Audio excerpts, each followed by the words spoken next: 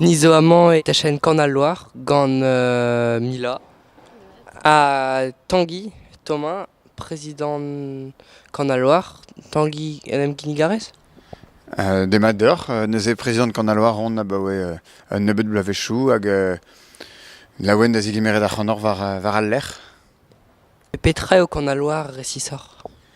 Cornaloir a zo ur festival a ze venadur, a genik se venadur Breiz, a se venadur ar roioù keltieg hag a ben ar fin se venadur you pob. Hag displeg deomp peur eo bet krouet Cornaloir. Alors Cornaloir zo bet krouet un toulat blavechou zo, pe gre bet krouet e 1906 a pev ar ugen. Gant ar zonj kinnik krouet digechou e kreisker l'an dernier. Hag petra eo da Elmicher estreget président e Cornaloir, ma peus unan.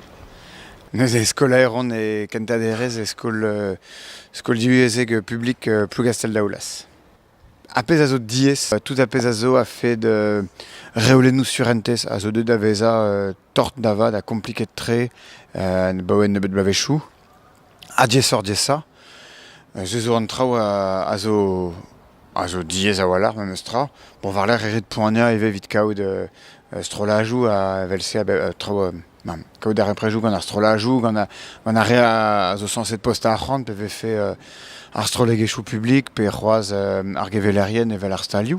À Dostag ez eus trao e muor eget fadrao ouspen à Arstrolajou son erez.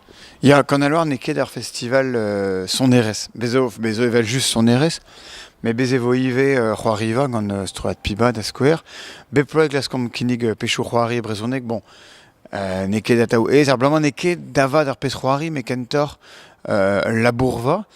Au modal evo kalzig dans deus ar zadorn d'annonce. Bon, vel just gant ar fez nonz, er marc'hel an dud dansal, me dive gant an abadenn an dud faltazia. Et l'er ma vo da genta un abadenn kinniget gant zest a zo ur strolat danseriad eus kendalc'h.